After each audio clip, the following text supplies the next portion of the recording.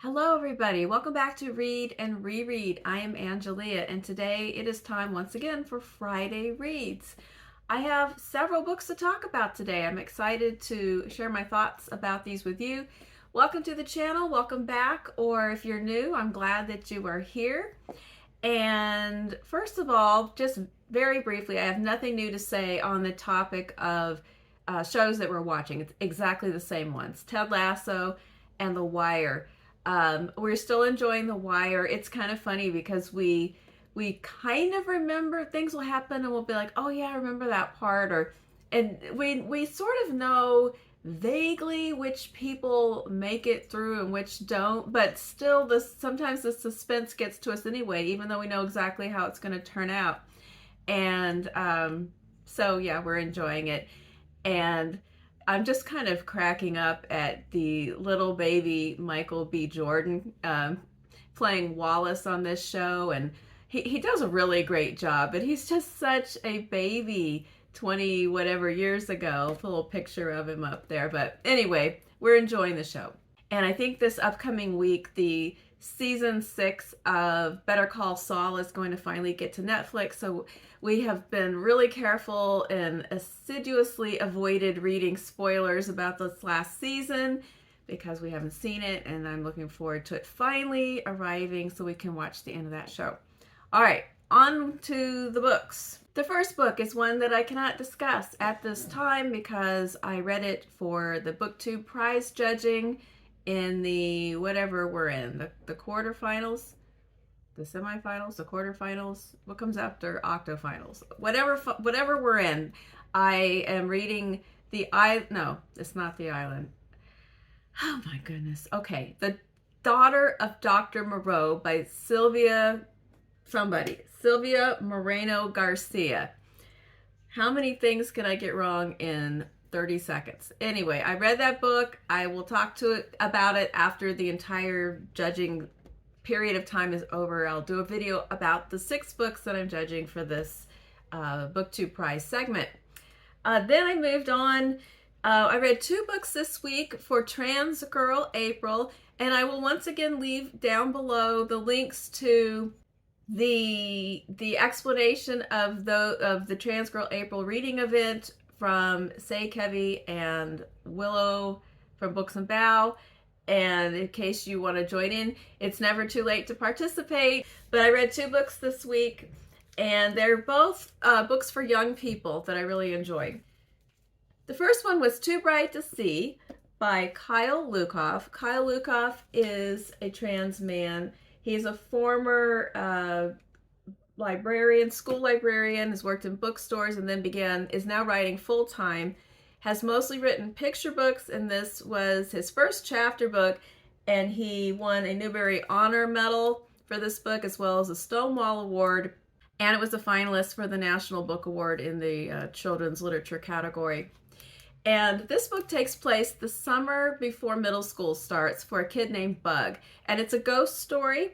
And for people who might stumble into this book, kids that are looking for a ghost story, there's enough ghosty, weird, and creepy stuff that they will be happy about that. But it's also a coming of age story because it's the summer that Bug realizes that he's actually a boy. So most of the book, about 2/3 of the book, Bug is presented as a girl because that's what he's always thought that he was. But the book does a really good job of presenting his feeling of uneasiness, and he thinks that it's about middle school coming up. Then he has a best friend named Mo who announces, I want everyone now to call me Moira because Mo's like a kid nickname. And Moira is preoccupied with the way that they should look. They need to change the look. They need to do a glow up. They need new clothes. They need to figure out how to put on makeup and nail polish. And there's a group of girls that gets together, and they're, looking in the yearbook and trying to pick out cute boys. And Bug is just not into any of this at all. This does not sound interesting. He's a bookworm. He's a nerd. He's happy to live in an ancient old house that already is kind of haunted. There's creepy chilly corners and things, floating, and not like through the air, but like, things are rippling when there's no window open and stuff like that. So the haunted element's already there. And then Uncle Roderick passes away, and it kind of steps up. Like weird things are happening everywhere Bug goes, and he feels like Uncle Roderick is trying to tell him something or bring something to his attention. And since we already read what the book's about, we already kind of know what he's trying to bring to his attention. My question is, why didn't Uncle Roderick just say something about this before he died if he already knew? Unless he suddenly gained great, perception in the afterlife. I don't know. But it's a kid's book, so we're not gonna get too critical about this. So eventually Bug kind of figures it out, and he comes out. I do appreciate how positive this book was about his coming out reception with family and school. And I kind of feel like, well, why not? Why not just present it the best way it could possibly go? Since the kids who are reading this are going to be like 4th through 6th graders, why not just show them the way it should be, the way it could be? And they can read other books later on about the way it ends up being for other, how it often ends up. But let's just start on a positive note. I think this is a good book for kids of that age. It's good for kids who are not trans to understand what somebody else might be experiencing that they meet, and gives them sort of a little guidebook about how you might want to receive a friend who shares this news with you. And for kids who are trans, it definitely would be affirming to see this story of how Bug thinks through these things about himself and then shares with his family and friends. So I thought it was a really good little book. And then I read a book about some kids a little bit older, and that was Felix Ever After. There's a terrible glare, I'm sorry. Felix Ever After by Kacen Callender. And Kacen Callender has written this book about a person not unlike themselves who is a trans, let's see how they describe in the beginning of this book, Black, queer, and transgender. So in this book, Felix is, again, we're in the summer, and this time it's the summer before senior year. And Felix and a group of his friends are taking a summer art course at their private school. And we get a little bit of backstory that Felix's mom left the family several years ago before his transition and left him alone with his dad. His dad has been working really hard and hustling. He's had to move out of the neighborhood to a cheaper apartment so that Felix could continue to attend this private school that has a good quality art program for him. And I think that one of the things that's really realistic in this book is Felix's simultaneous appreciation and frustration with his dad all the time, because he understands the sacrifices and how hard his dad works, and he understands that his dad has been very supportive in the transition in a lot of ways, but that he's frustrated at the same time with him. Like, he doesn't like that they had to move to another neighborhood, and he thinks his dad is too slow on the uptake with using his new name, and he feels that his dad is sort of lagging behind in being up to speed with his identity. Basically, this is a romance story. Felix wants to experience being in love. It hasn't happened yet for him, and he looks around at his friends, and everybody's had all of these various romantic entanglements, and none of it's happened for him yet. And he thinks maybe nobody's attracted to him, and all those kind of things are running through his mind. And there's just a lot running through his mind. It's a combination of some lingering questions about his gender identity. His group of friends, it's an engaging group of kids. A lot of them are queer. And then there's just so much drama. I mean, I'm not really a big reader of young adult, and I'm really, really not a reader of romance books, but I had a good time reading this. But it was just so much drama, so much teen drama, so many, arguments and outbursts and people stomping out and the tears and everything. But I did have fun reading it. And what's kind of funny about this book is that my takeaway from this book, even though these kids engage in a typical amount of partying, there's some drinking, there's some pot smoking, There's a lot, I think, more talk about sex than actual any action, but they're preoccupied with it. But my takeaway from this book ultimately was how wholesome it is and how many productive conversations that these kids have with each other about gender and sexism and privilege. I was really impressed with that. And I guess I failed to mention that the overall plot line is that at the beginning of this art school, somebody posts these pre-transition photos of Felix that appear to have been hacked from his Instagram, and somebody keeps on sending him these offensive tweets, these transphobic tweets, and he's trying to figure out who he thinks he knows who he is, because there's this kind of douchey kid and he thinks it's him, and so he sort of starts this little catfishing plan where he tries to befriend him online with a fake name, but everything kind of does not go the way he thinks it will. I don't want to give away what happens in this plot, but lots of different things happen to what Felix is expecting. But by the end of the story, he has figured out some things about himself, found some new avenues of support, and it's just a really delightful story. I don't know why I always feel like I'm talking 500 miles a minute. Like once I start talking about a book, I just start talking faster and faster. Like after all these years, I still get more and more excited the more I talk. But let's just keep talking. So those were the books I read. I spent a lot of time this week in the world of younger people's reading, but I did actually read some things intended for adult people. So the main novel that I read this week was I Have Some Questions for You by Rebecca Makkai, or Makkai. I still haven't figured this out. So as a lot of us know, she was a Pulitzer Prize finalist for her last novel, The Great Believers. And I feel like in some ways that accolade is kind of a blessing and a curse coming into this book. Because on the one hand, like for me, that's what got my attention for a new book coming out by this author, because I read and really enjoyed that book. On the other hand, this is such a different book that could also be a curse, because it's just not the same kind of book. And this is going to make it sound like I'm saying this isn't a good book, but it's not at the same literary level.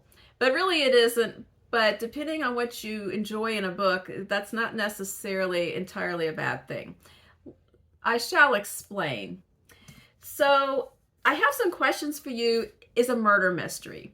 And as a mystery book, it's really good. I engulfed this book, or it engulfed me, I guess. And I read this, it's pretty long, but I read it fast. I read it in a couple of days because I could not stop. And here's the setup. And then I'll talk to you about what I think this book really does well, and then a couple of caveats. So this is a book about Bodie Kane, who is about 40 at the beginning of this book.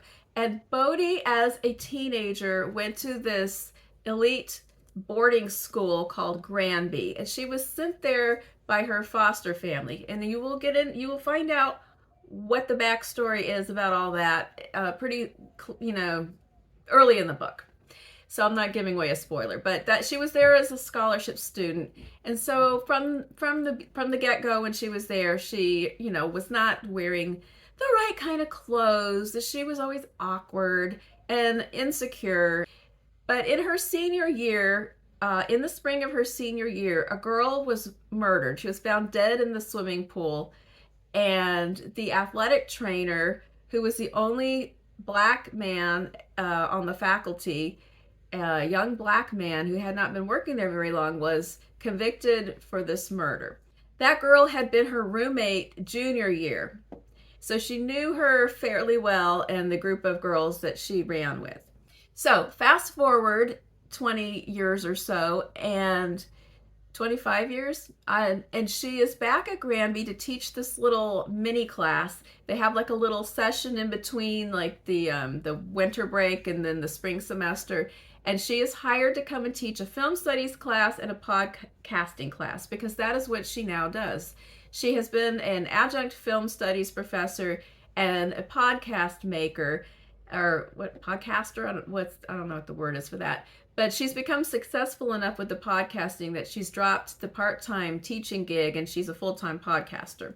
And her current project is a show called Starlet Fever, which is about old Hollywood and the women that were kind of used up and discarded by the system. So she comes back and she teaches this little class where each kid is supposed to pick a project. I don't know why I'm still holding that.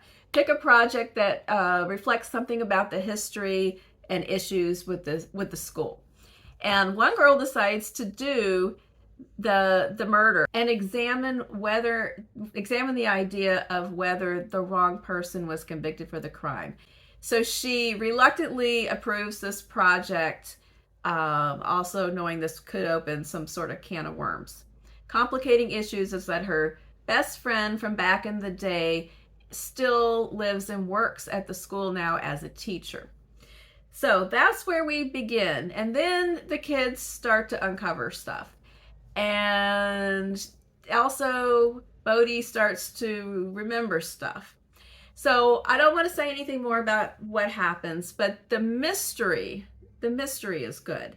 And it is gripping and it is complicated and it takes various twists and turns, and it kept me going right up until the end. So the mystery story was really successful for me.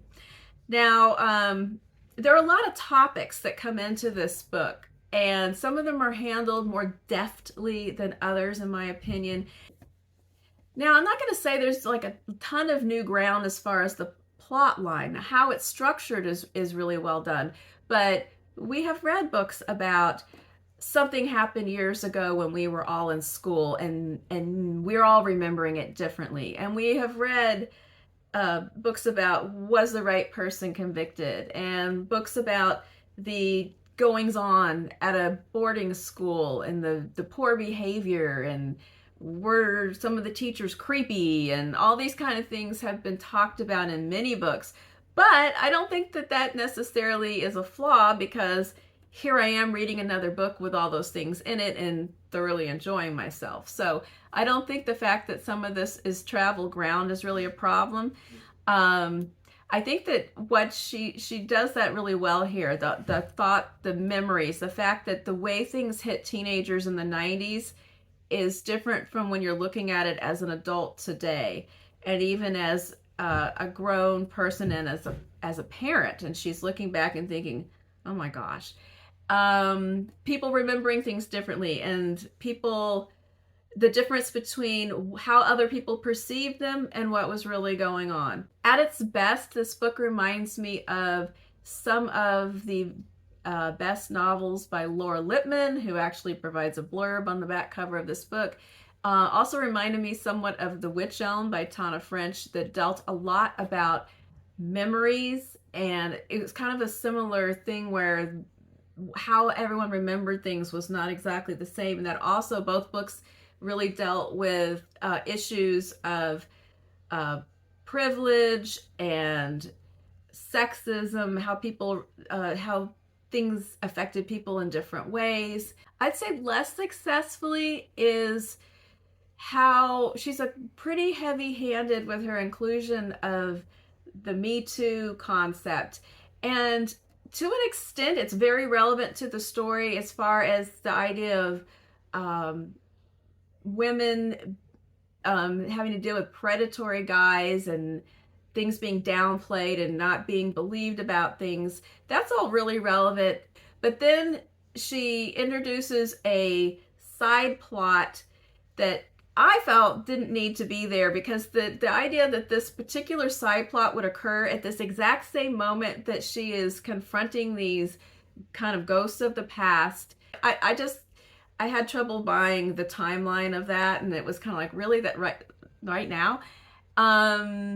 If you read it, you can tell me what you think. So that seemed a little heavy-handed to me. Like she wanted to make sure we really got the point, so she had to layer it on from all these different angles. But if you read it as a good, smart, contemporary murder mystery, I think it's successful. If you're expecting something with the literary heft and depth of The Great Believers, then you probably will not find it so successful. So you kind of adjust your expectations when you enter this book.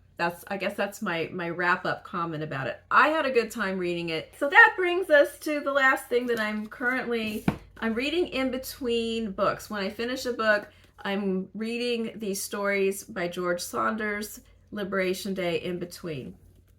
Because as I previously discussed, I had not read anything by George Saunders, and I considered it a personal challenge to amend this and at least form some kind of an opinion. And the opinion is still forming. What I did was I first started ferreting out the shorter stories, because some of them are longer, almost novella length. Well, maybe not, but like 30, 40 pages. So I wanted to start with the shorties. I have found one that I loved. And the one that I loved was it gave me some Flannery O'Connor vibes. It actually reminded me in some ways of the story Revelation. And then I read a couple others that were okay. I didn't dislike them, but they also, I don't think, are going to go down as memorable stories that I want to return to. And now I've started on the longer ones. So I'm in the middle of a long one right now that I'm going to finish today before I begin another novel. And then I'll probably set it aside until I'm in between the books again. So this might take me another week or two to kind of work through, and then I will present my summation of thoughts. Right now I'm going to say, I mean, I'm not blown away, but I'm not DNF-y either. The jury is still out. We'll see. All right, so that was the week in reading. I think, but I'm not sure, the upcoming week, I feel like I really want to read Persuasion next, because I've had it sitting over here for like 6 weeks and thinking, oh, I have this Jane Austen thing. It's time for a Jane Austen. So I think I'm going to try to read that next, even though I have books waiting that I'm supposed to be reading for the BookTube prize and library books. But I think I'm just going to have to drop everything and Jane first. This week we do have a little bit of travel coming up in the middle of the week. So if I can, I'm going to film a video. The Tuesday video shouldn't be a problem, but the Friday video I will not be around, but I'll try to film something in advance to play on Friday that will be not a Friday Reads. But if I run out of time and I can't film that, then there won't be a video. But I think I can probably, I don't know. We'll see. I don't know. So let me know if you've read any of these books that I have read this week and what you thought, or what have you been reading instead? What have been the hits and the misses of this fine week in April? I look forward to hearing from you in the comments. I hope that you have a great weekend, and I will be back on Tuesday. And so that's it. Goodbye.